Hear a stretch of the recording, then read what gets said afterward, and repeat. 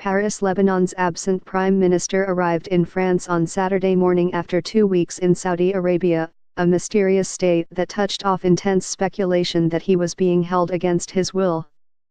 The prime minister, Saad Hariri, who has not publicly explained the nature of his stay in Saudi Arabia, met with the French president, Emmanuel Macron, for lunch at the Élysée Palace and confirmed that he would travel to Beirut later in the week.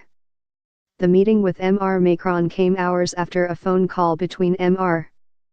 Macron and the Lebanese president, Michel Aoun, the French president's office said. Officials said that Mr. Aoun had thanked Mr. Macron for France's actions in favor of Lebanon and confirmed that Mr. Hariri would be in Beirut for Lebanon's Independence Day holiday, which is Wednesday. Mr. Hariri later said in statements to the news media that he would announce his position on the crisis in his country after holding talks with Mr. Aoun. As you know, I have resigned and we will speak about this matter there, Mr. Hariri told reporters, referring to Lebanon, as he was leaving the Élysée Palace, where he met with Mr.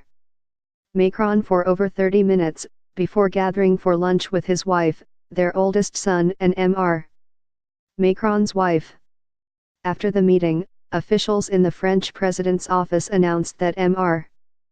Macron was considering gathering in Paris the members of the United Nations International Support Group for Lebanon, although no specific date was given. French officials refused to say whether Mr. Hariri had explained to Mr. Macron the reason for his mysterious stay in Saudi Arabia or the circumstances around the announcement of his resignation. Mr. Hariri's office said earlier on Saturday that his wife, Lara, and their son Hussam would be present at the lunch in the Lebanese Prime Minister's honor at the Élysée Palace. Mr. Hariri's wife had accompanied him on the flight from Saudi Arabia, and his son was said to have flown in from Britain.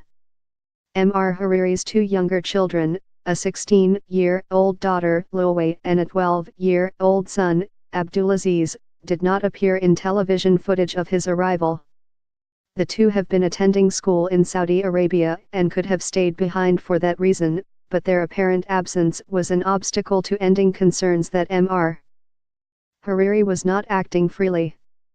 It left room for speculation that the Saudis had pressured Mr. Hariri to leave them in the country as leverage.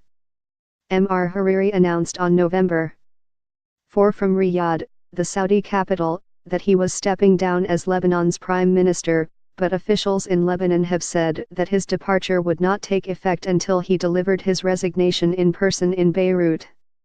Mr. Hariri's unexpected trip and resignation unsettled the Middle East, setting off a political crisis in Lebanon and even raising fears of war.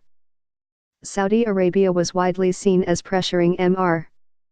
Hariri to resign as part of its escalating regional feud with Iran and its effort to isolate Hezbollah, the Lebanese Shiite militia and political party that is part of Mr. Hariri's coalition government.